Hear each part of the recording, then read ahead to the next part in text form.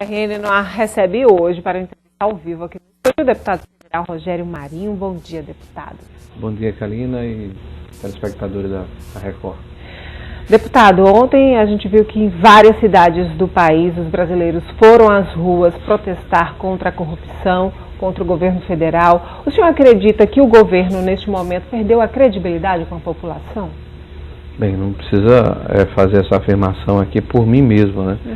As pesquisas de opinião pública mostram que nunca antes na história desse país, né, uma presidente da República teve um índice de aceitação e de credibilidade tão baixo. Nem Collor, quando foi afastado, tinha apenas 7% de bom e ótimo, né? Então é evidente que esse governo perdeu a credibilidade e a governabilidade.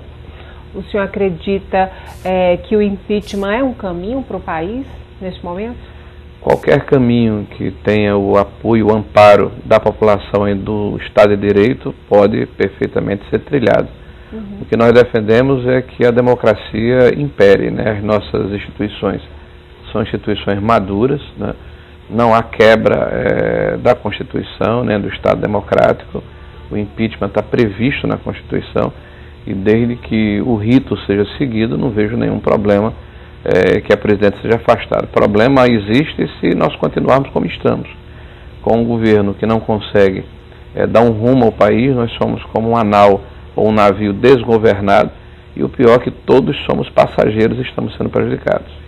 O senhor esteve nas ruas também acompanhando esse protesto junto com a população e o que o senhor sentiu de que vem desses protestos, que vem dessas pessoas que foram protestar contra essa corrupção e o governo federal?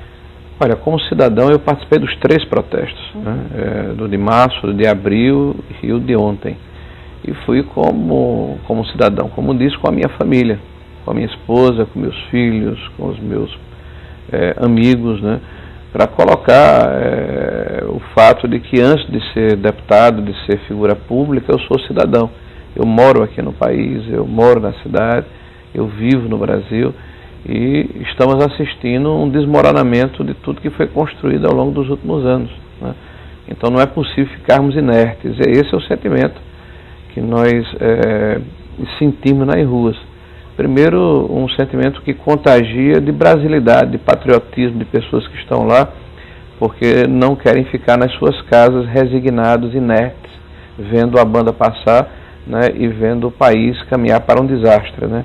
E sobretudo de respeito à democracia, à liberdade de expressão, porque os 3 eventos que participei, isso aconteceu em todo o Brasil, foram eventos absolutamente tranquilos, onde as famílias estavam nas ruas, os avós, os filhos, as pessoas das mais variadas idades e classes sociais, o que mostra que as pessoas que lá estão são aquelas que constroem o Brasil, que empreendem, que dão a sua parcela de contribuição, e é um sentimento que nos contagia todo, de querer mudar o país. Deputado, o senhor acredita que está difícil o governo fazer uma agenda positiva, por exemplo? Olha, você quando me perguntou no início se o governo perdeu a credibilidade, esse é o principal componente de quem quer liderar, ou de quem deve liderar o país. Então, a presidente da República se elegeu mentindo para o país. Ou se convenciona dizer que é o maior estelionato eleitoral que ocorreu nos últimos 100 anos. Alguém que faz exatamente ao contrário do que afirmou e do que debateu com o seu adversário. Então, nós fomos enganados de que a economia estava bem, de que o setor elétrico estava estável, de que o país tinha condições de continuar crescendo.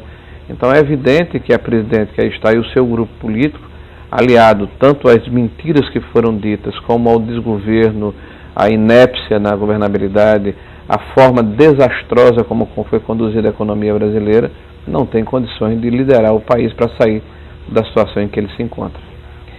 Vamos falar um pouquinho dos problemas aqui do Rio Grande do Norte. A gente sabe que o Rio Grande do Norte hoje vive uma crise hídrica, né? Estamos há 4 anos de seca e de estiagem prolongada no estado. O senhor também acredita que essa crise pode afetar também o governo estadual?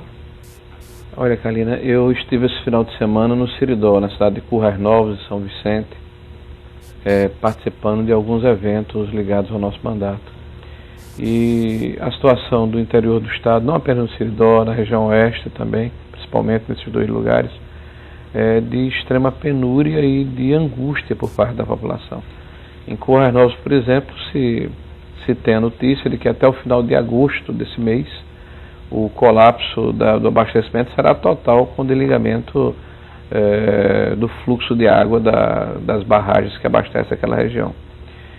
E está sendo feita uma obra de engate rápido a partir de São Vicente, uma adutora, e não se tem notícia que será concluída em tempo hábil. Ou seja, você vai ter uma população, por exemplo, em Currais Novos e Acari, de 70 mil pessoas que vão ficar sem abastecimento da água da pena de carro-pipa. Esse problema, Karine, se arrasta desde que o Brasil foi descoberto. Eu me lembro que estudei história, sou professor de história, que o Dom Pedro II já dizia que venderia a última joia da coroa para resolver o problema da seca. Não se resolve o problema da seca, se convive com ela, não se combate. Né? Uhum. Nós temos exemplos em todo o mundo, né? O que acontece com a Califórnia, com Israel, com regiões lá na Rússia, né? Onde são celeiros que alimentam seus respectivos países, porque se usou a tecnologia, se usou a vontade política. Desde 2004, é mais um exemplo desse governo que começou a transposição de São Francisco há 11 anos e não termina. Então, a solução definitiva seria a perenização dos nossos rios Piranhas, Açu, Iapudi e Mossoró, e a interligação das nossas bacias, nossos reservatórios de céu aberto. Enquanto isso não acontecer, nós vamos continuar a conviver com esse problema secular. Outra questão também muito falada aqui no estado é a questão da segurança. Já são aí 7 meses do novo governo. As ações ainda não convenceram muito a população. Como é que o senhor avalia a questão da segurança aqui no estado? O estado do Rio Grande do Norte não é uma ilha, né? A exemplo do país como um todo, nós estamos sofrendo os efeitos de uma política social que eu diria que é muito mais paliativa do que resolutiva, né? Nós temos uma Polícia Federal desaparelhada, que não consegue resolver o problema das nossas fronteiras, e nós estamos recebendo aqui um fluxo de drogas e de armas pesadas, talvez um dos maiores do mundo, né, em função da inépcia e do descontrole que esse governo tem tido ao longo dos últimos anos. E as políticas públicas, elas precisam ser integradas. Na hora em que há uma repressão no Rio de Janeiro e São Paulo, onde existe o maior número de ladrões, de bandidos, de crime organizado, é evidente que há uma migração dessas quadrilhas para outros estados, principalmente os estados do Nordeste. Então nós estamos com a polícia desaparelhada, né, sem a condição de fazer o enfrentamento de maneira adequada, e não vão ser medidas pontuais que vão resolver o problema. Então esse é um grave quadro social e de modificação de legislação para equacionar em definitiva essa situação. Então o problema do Rio Grande do Norte é um problema do Brasil como um todo. Deputado, para a gente encerrar a nossa entrevista, vamos falar um pouquinho do PSDB, né? Está tendo filiações em todo o país. Há perspectiva de crescimento? Na eleição passada para prefeito, nós tivemos 9 candidatos a prefeito. Quer dizer, o partido estava extremamente comprimido aqui no estado. Agora nós já temos mais de 40 pré-candidatos, devemos chegar a 50, a 55 pré-candidatos, que é um crescimento exponencial. Nós devemos ter o triplo de candidatos a vereador. E esse fenômeno que está acontecendo aqui no estado do Rio Grande do Norte é um fenômeno que está acontecendo em todo o país, porque o PSDB é o contraponto ao PT, né? Então nós somos um partido que a nível nacional tem perspectiva de poder, para que no poder nós possamos exercer as nossas propostas, os nossos projetos, até porque o PSDB foi o partido que conseguiu resgatar o país dessa crise econômica, que era um pouco maior do que a que hoje nós vivemos.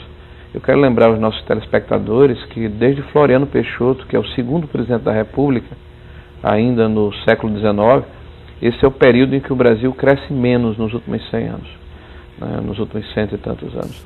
Então nós estamos vivendo um quadro catastrófico, né, um quadro de inércia, de desgoverno, de corrupção, de crise ética, de crise moral. Isso só tem um jeito, né? O povo precisa ser a solução desse problema e se manter pressionando de forma democrática para que possamos mudar o governo, ou pelo menos mudar o rumo que esse governo está trilhando e está nos levando a todos para o desastre.